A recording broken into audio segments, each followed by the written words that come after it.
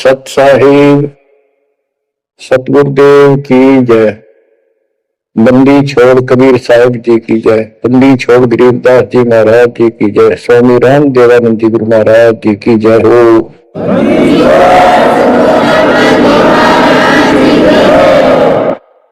सर्व संतों की जय, सर्व भक्तों की जय, धर्मी पुरुषों की जय। श्री काशी धाम की जय, श्री सुडानी धाम की जय, श्री करोथा धाम की जय, श्री बरवाड़ा धाम की जय। सत साहिब ग्रीवनौली नाद सुभान गति, लड़े भुजंग हमेश, जड़ी जानो नाम जगदीश है, विष नहीं व्याप शेष। संत गरीबदास जी महाराज परमात्मा से प्राप्त अध्यात्म ज्ञान को कितने सुंदर तरीके से प्रमाण के साथ पेश करते हैं कि परमेश्वर कबीर जी का जो नाम है ये ऐसा जबरदस्त है। कबीर साहब ने बताया कि कबीर जैसे फलपति मंत्र सुन रख पुण्य सुकोड़े, ऐसे बीरा मेरे नाम से गल चले मोड़े। ये तो कबीर साहब ने स्वयं बताया। जैसे फलपति सर्प और गारुड़ के मंत्र को सुनकर उससे इतना डर जाता है कि अपने फन को इकट्ठा करके भागने की चेष्टा करता है, ऐसे मेरे नाम से, कबीर नाम से, उस सच्चे मंत्र से ये काल चले मुंह मोड़, ऐसे काल दूर भाग जाता है। गरीबदास जी कहते हैं यम किंकर कर जोड़ चले तिस देख रे, धर्म राय के अंक मिटावे लेख रे, जीव जीवनी नहीं जा बाठा डे गही, दर्ग मंज हजूर पकड़ छे की बही। गरीबदास जी आंखों देखा परमात्मा की शक्ति का वर्णन करते हैं कबीर जी का कि उनको देख कर यम के दूत हाथ जोड़कर और दूर चले जाते हैं। और फिर परमात्मा ने धर्मराज के दरबार में जाके मेरी बही निकाली। बही वो बुक, वो पैड जिस पे अकाउंट लिखा था, और परमात्मा ने कहा ये मुझे दो, ये मेरा भक्त होगा, इसने मेरी दीक्षा ले ली। वो पैड पाट दी जाता ना वहीं पर और फेंक दी कूड़े में। दर्ग मंज हजूर पकड़ छे की बही, जीव जीवनी नहीं जा बाठा डे गही। कि कबीर साहब ने जिसकी बांह पकड़ ली, जिसका हाथ पकड़ लिया, जिसको शरण दे दी, वो जीव तो 84 प्रकार की योनियों में नहीं जाएगा। बांह ठाडा गही, ठाडा मीन तगड़े समर्थ शक्तिशाली ने हमारी बांह पकड़ ली, हमें शरण दे दी। ठाडे की परिभाषा थोड़ी सी बताता हूं आपको, क्योंकि बच्चों कोई भी हम प्रसंग सुनते हैं उसके साथ उसका जो लिंक होता है वो कथा का होना अति आवश्यक है, अन्यथा उसका कोई प्रयोजन नहीं रहता। काफी समय पहले की बात है, एक भक्त परमात्मा कबीर जी की शरण में था संत गरीबदास जी के माध्यम से। और पुराने समय में खेती किसानी जो होती थी वो केवल वर्षा पर निर्धारित होती थी और कोई नहर नूर नहीं थी, ना उसका कोई पानी लगता था। बारिश हो जाती थी कुछ एक क्षेत्रों में तो उसमें किसान अपना उसको संवार कर बीज बो दिया करते थे। जमीन ज्यादा हुआ करती थी उसमें। उस भगत की बहन के क्षेत्र में वर्षा होगी, वहां से मैसेज आया कि हमारे यहाँ बारिश होगी है और सभी खेत एकदम दाने योग्य हो गए, बोने योग्य हो गए, हेल्प के लिए आओ।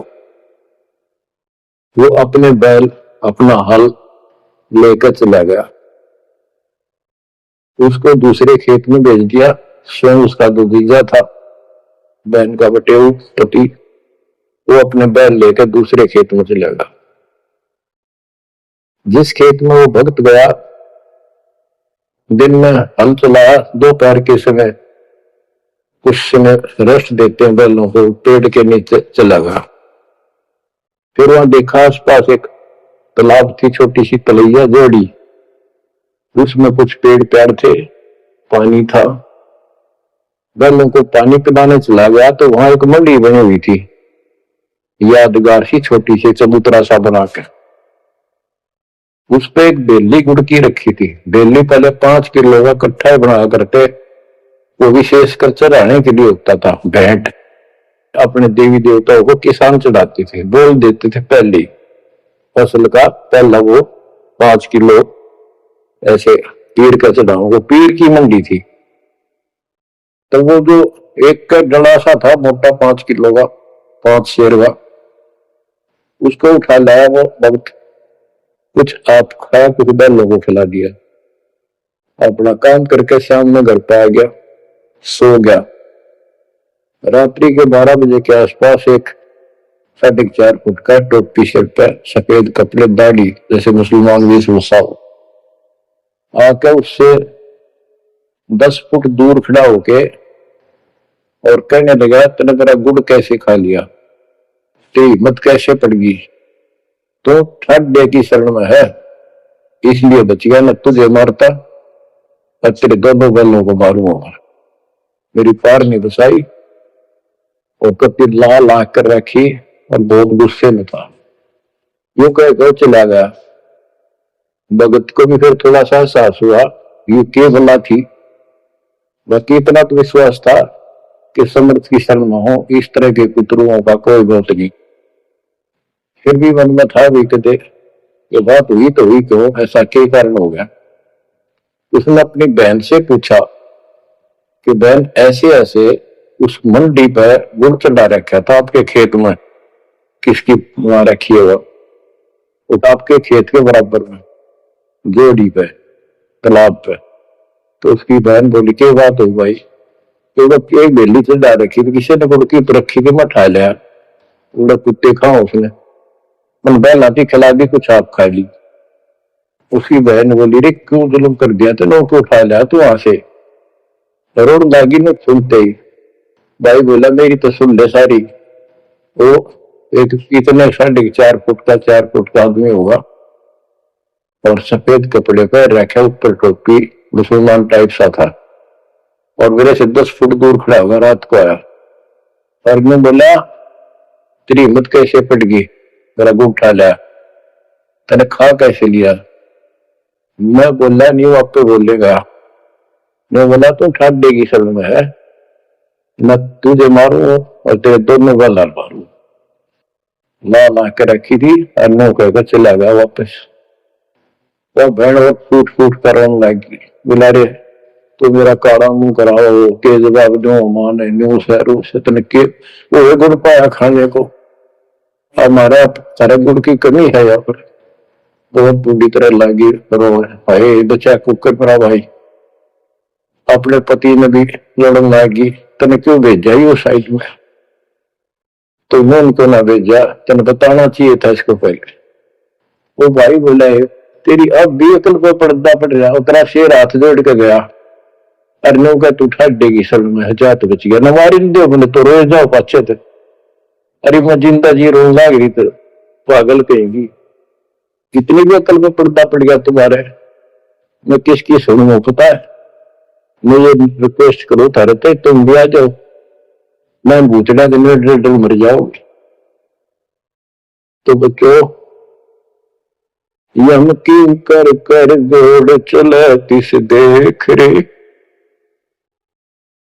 बच्चों आत्मा फूट फूट जाती है, चारों युग में संत पुकारे कूक हम हेल रे, हीरे मालिक मोती बरसैया जे टूटा ढेर रे, ये ढड़े से बड़ी आदत पड़ गई।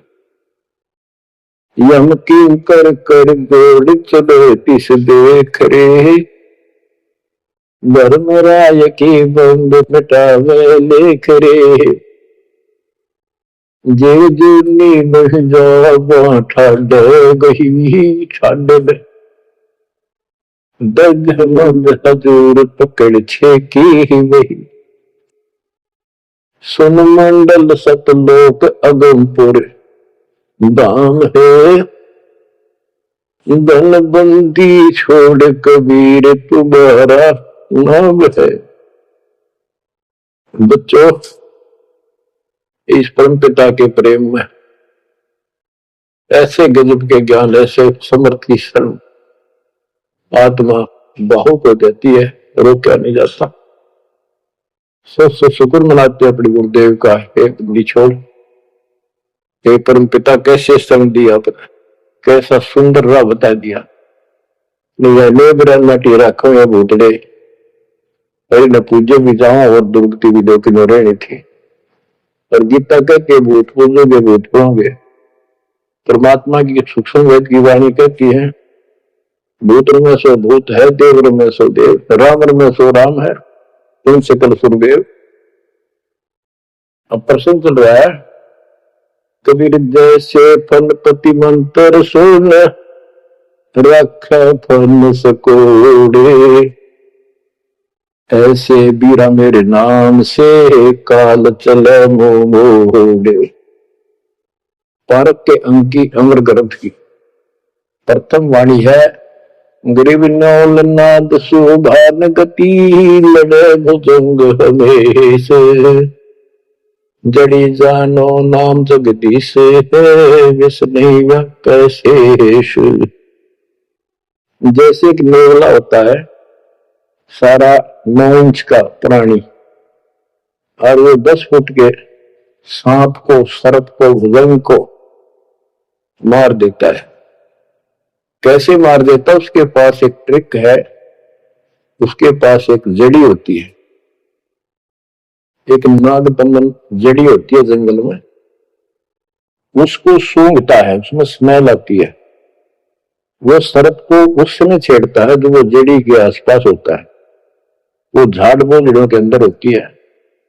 वो सर्प को छेड़ता है, सर्प ऐसे फन उठा लेता है और वो जाके एकदम वहां जड़ी श्वास में भर लेता स्मेल, और आके उस सर्प के सामने सो के थोड़ी सी दूरी से छोड़ देता है। जिस दर से हवा चल रही हो, सर्प की तरफ जा रही हो, उस साइड में हो जाता हो।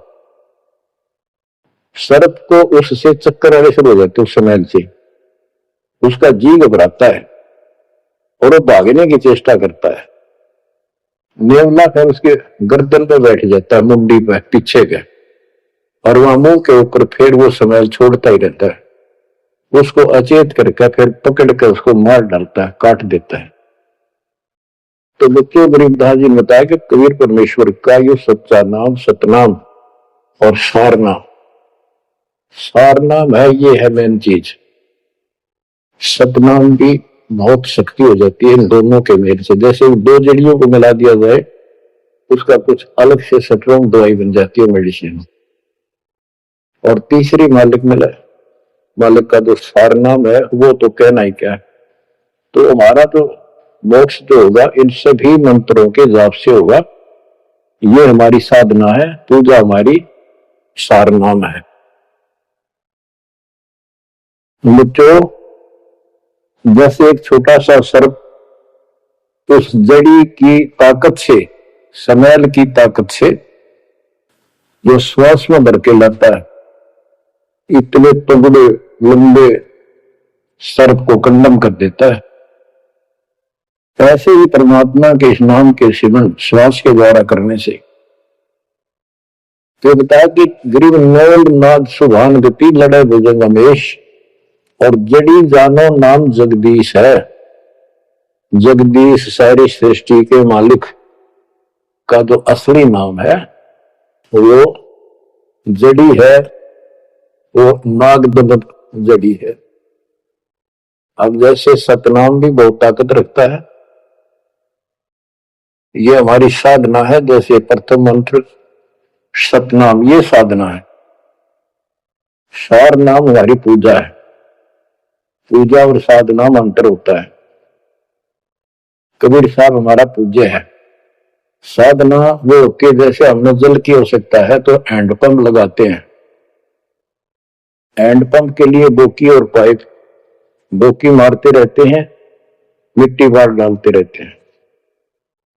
सतनाम की बोकी श्वास दुश्वास से मारकर जब वो पानी के लेवल पर पहुंच जाती है, वो बोर, तब उसमें पाइप लोअर करके फिर उसके ऊपर एक मशीन बांधी जाती है, वो सार नाम है, और मशीन से फिर उसको चलाया जाता है। वो हमारा पूज्य इष्ट है, वो सार शब्द है। जो हमें चाहिए था ऐसे मिलेगा वो सुख परम पिता परमात्मा के सच्चे दरबार का। तो गरीबदास जी कहते हैं वो मंत्र, वो जो सार नाम है, वो जड़ी जानो नाम जगदीश है। परमात्मा जगदीश कबीर साहब का सार नाम वो नाग दमन जड़ी बूटी, वो काल दमन। और विष्णु व्यापक शेष, छोटे से सांप की बात छोड़ो, शेष नाग जो सबसे बड़ा ताकतवर 1000 फुट का अंदर है, यानी काल 1000 भुजा का ताकतवर है, ये भी निकट नहीं आ सकता। बच्चों किस्मत सराहा करो अपनी, 100 गुण गाया करो। गरीबदास जी कहते हैं, गरीब साधों से ते मस्करी, ये चोरों नाल खुशाद, नल अखाड़ा जीतेंगे ये युगन युगन के माल।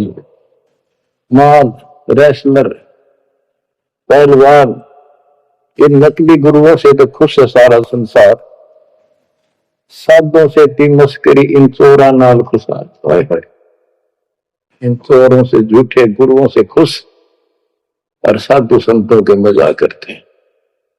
ये तो मल अखाड़ा जीतेंगे युगन युगन के बाद। आप हो वो युगन युगन के माल। बच्चों आपको बहुत बार प्रमाण दिए जाते हैं, देता ही रहूंगा आखिरी सांस तक, क्योंकि सिलेबस यू है। टीचर सारा साल सिलेबस पढ़ाता है, उल्टा सुल्टा नहीं, कोई रट्टा लगवाता है और तब बच्चे सफल होते हैं। परमात्मा योगों से आपके साथ है।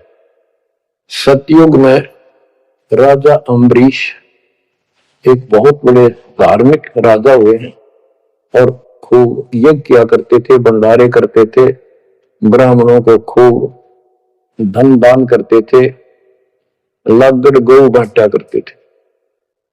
1000 लागड़ गौ बांट देते। लागड़ माने बच्चे वाली, प्याई हुई, दूध वाली। भोजन भंडारे करवाते थे, दक्षिणा देते थे। जैसा भी लोक वेद सुना था, गुरु जी ने बताया था, ऋषियों ने, वो सारा कुछ करते थे। परमात्मा वहां भी साथ रहते हैं, उनकी इज्जत रखते हैं भक्ति की, और बीच बीच में उनको समझाने की चेष्टा की। कोई ऋषि रूप बनाकर अम्बरीश जी को सच्चा मार्ग बताया, खूब ध्यान से सुना और नाम लिया। लेकिन वो ऋषि वहां सैकड़ों और मालिक एक। आखिर में राजा अम्बरीश भी हाथ खड़े कर गया, मालिक की साधना छड़ दी और वो ऋषियों वाली वो शुरुआत कर दी। इतने अच्छे भगत विष्णु जी के बने हुए थे। बच्चों में अब हंसी भी आती है, दुख भी होता है। गरीब वेद पढ़े पर भेद न जाने, बच्चे पुराने ठारा, और पत्थर की पूजा करे गोलिए सिरजनारा। वेद पढ़ा करते ऋषि उस समय, केवल वेद। पुराण तो इनकी अपनी रचनाएं फिर 200 साल लिखते चले गए, और सारा वेद के गुण साधना करते और कराते थे। विष्णु जी की पूजा करे, और गीता क्या कहती है, तो चारों वेदों का सारांश है। विष्णु 3 गुणों में से एक सतगुण है। इन तीनों गुणों की भक्ति तक गुण में माया के द्वारा जिसका ज्ञान हरा जा चुका है, यानी इसी तक सीमित है। जो राक्षस स्वभाव को धारण किए मनुष्यों में नीच दूषित कर्म करने वाले मूर्ख, ये मेरी भक्ति ना करते। तो अम्बरीश वही साधना करता था, लेकिन पिछले संस्कार किसी जैसे भी चल रहा भक्ति युग बच्चों, आप इन बातों को बार बार सुनोगे तो आपके दिल में समा जाएगी अकाली सच्चाई ये। अब ये भक्ति काल शुरू हो गया, मोक्ष काल समझो, इसमें हजारों वर्षों तक चलेगा, अरबों भक्त बच्चे बेटा बेटी पार होंगे, जो चलेगा जो भी लाखों वर्ष और भी चलेगा, लेकिन वो साधना करते रहेंगे, लेकिन उनका विश्वास इतना नहीं बनेगा, वो फिर यही रह जाएंगे काल के जाल में। उन्हीं में से फिर, क्योंकि उनकी भक्ति जबरदस्त है, शास्त्र अनुकूल है, अगले सतयुग में उन्हीं पुण्यात्माओं को काल जन्म देगा, उनको पहले ऊपर के लोकों में रखेगा, ऊपर के लोकों में स्वर्ग में देवता हजारों लाखों वर्ष वहां रहेंगे। यानी एक कोल्लू के साथ चक्कर है, चैन है, चैन, उस चैन पर जैसे डाल देते हैं, ब्रह्मलोक में गए, फिर चक्कर काटते काटते विष्णु लोक शिव लोक सारे अपने कर्म फोड़ के भोग के खत्म करके फिर भी उनके पुण्य इतने बच जाते हैं कि सतयुग में जन्म देते हैं उनको, और सतयुग में भी अच्छे पुण्य कर्मी फिर राजा बनते हैं। और वह भक्ति, ये वाली भक्ति कसक और वो शेष बची ताकत फिर भी साथ रहती है, और इस कारण से भगवान भी उनके साथ रहना पड़ता है। जो बच्चा गौ की नजर में, यूं साईं तू संत, भक्तों के पीछे फिरो भक्त वत्सल भगवंत। कबीर जो जन मेरी शरण है ताका हूं मैं दास, गेल गेल ला गया करो जब लग धरती आकाश। तो अपने इस विधान अनुसार अम्बरीश से मिले, ठीक है, एक बार तो यह बात इतनी गजब की है, सारी ठीक ठीक लगती है, लेकिन माहौल खराब होता है। ये ज्ञान बताने वाला एक होता है, दूसरा समर्थक नहीं होता, उस दिन में वो भूल जाते हैं और इसी लोग बता देते हैं, कहां सी बातें करते, वेदों में ऐसा कहीं नहीं है, वेदों में ऐसा नहीं है। अब दास तो कहना चाहता है, फिर अगले जन्म उस भक्ति से वो अम्बरीश राजा स्वर्ग गया, स्वर्ग में अपनेपन भोगे, फिर त्रेता युग में फिर राजा जनक के रूप में वो आत्मा ने जन्म लिया, वहां भी खूब भक्ति करी, विष्णु के कट्टर पुजारी, वही भावना वही भाव फिर भरा हुआ था, परमात्मा फिर भी मिले उनको। लेकिन राजा और सिद्धिया इतने ठाठ बाट और बकाने वाले वो गुरु मेरे ऋषि हमारी ऐसी घिस काट रखी काल में, हम ऐसे मूर्ख बना रखे, थोड़ा सा भी सुख हो जाए, कोई प्रभुता कोई पद प्राप्त हो जाए, हम खुद भगवान बन जाते। लेकिन पिछली धार्मिकता के अनुसार हम कुछ धार्मिक भी बने रहते, लेकिन रहते वही के वही। और अम्बरीश राजा इतने अच्छे भगत थे, पिछली सिद्धि शक्ति मान की वो भक्ति की सही थी। एक बार दुर्वासा ऋषि ने उनके ऊपर सुदर्शन चक्कर छोड़ दिया। दुर्वासा कहता था कि तू ये साधना छोड़ दे, मैं बताऊं वाह कर। अम्बरीश ने हाथ भर ली पर छोड़ी नहीं। अगली बार गया, उसने गुस्सा हो गया कि तू मानना नहीं मेरी बात, तेरा सर काट दूंगा, इतना गुस्सा था। सुदर्शन चक्कर छोड़ दिया। सुदर्शन चक्कर राजा अम्बरीश के पैर छू के और दुर्वासा ने मारने खातिर वापस चाल पड़ा। दुर्वासा भागता फिरा, तीन लोक में कितने उसने गुफा नहीं मिली, जरा बच जा, कुछ संरक्षक नहीं पाया। परमात्मा कबीर जी ने विष्णु रूप बनाया, एक सवाल आ दी, एक मिनट में क्या कर दी कर दिया बोलो में। दुर्वासा ने देखा भगवान विष्णु बैठे, वहीं पहुंच गया और कंप पे डांक ठोक रखी, मन बचा लो भगवान, बचाओ मुझे, सुदर्शन चक्कर मुझे मारेगा। परमात्मा बोले क्या गुस्ताखी कर दी, क्यों मार रहा है तेरे को। फिर वह सारी कहानी बता दी। भगवान बोले कि भक्ति के भाव से चलो, ये ताकत से नहीं चलता ये मार्ग, अपना ज्ञान दो, कोई मान में ठीक है ना मानो ना मानो, मुझे बचाओ भगवान मुझे बचाओ। उसमें सुदर्शन चक्कर रुक गया, खड़ा होगा दूर, भगवान की शक्ति से डर के देख के। तो दुर्वासा को विश्वास हो गया कि यहां बचाओ हो सकता है, माफ करो मुझे, माफ करो। परमात्मा बोले अम्बरीश के पैर पकड़े, वो बचाओगा तुम्हें, इससे मैं नहीं बचाऊंगा। हाथ जोड़ा, हे भगवान आपके दरबार में मैं नहीं बचूंगा, कहाँ भेजो हो दाता, मैंने तो रास्ते में मारेगा। मिला जा, वही जान बचेगी तेरी। अम्बरीश के चरणों में गिरा वो, जिसने 56 करोड़ यादव मार दिए थे एक वचनता। तो कहते हैं अपनी देशी कहावत हमारे यहाँ, शेर न सोआ शेर, जरूर टकरा कर, लेकिन बकवाद करनी है ना। अम्बरीश के चरणों में मत्था टेका उसने, मेरी जान बख्शो महाराज, जान बख्शो, बख्श दो। अम्बरीश राजा बोले, महाराज मैंने कुछ नहीं कहा, तेरा कर्म तुझे मिला। और वो सुदर्शन चक्कर हाथ से पकड़ लिया राजा अम्बरीश ने और ऑफ कर दिया, शांत हो गया। बोला ले जा तेरी तोब। और भक्ति के बावर होना चाहिए इंसान। बच्चों, अम्बरीश राजा की इतनी महिमा होगी, ऋषि भी हैरान थे जो उनके गुरु लोग थे। वो नहीं छोड़ कहते, मन तू सुख के सागर बसरे, और न ऐसा यश रे। तू सुख के सागर बसरे, ये झूठे यशों में कुछ नहीं धरा। वह सतयुग में महिमा होगी, फिर राजा जनक बन गए। राजा जनक वही भाग्य बाबा नानक बने। जब एक सुखदेव नाम के बाल ब्रह्मचारी मां के गर्भ से भक्ति ले रहे थे और आकाश में उड़ जाने की सिद्धि थी, उस अर्धी की गांठ से पंसारी बढ़ जाते ही अपने बराबर किसी ने नहीं समझा था। राजा जनक के पैरों में पड़कर स्वर्ग तक जाने का विरोध करवाया। वो मोक्ष तक वो दूर की बात है, वो तो मार्ग ही नारा है।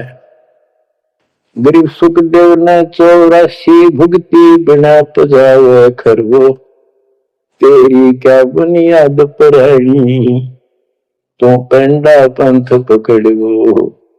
कि सुखदेव जैसे ऋषि जिसकी टूटी बोला करती, सारे देवता उसका सम्मान करते थे, बड़ा पहुंचा हुआ है, वो भी फिर 84 लाख योनियों में गया। राजा जनक से दीक्षा ली। पहले तो यूं कहता, मैं बाल ब्रह्मचारी ब्राह्मण ऋषि। जनक विदेही राजा भाई, कैसे शीश निभाऊं जाए।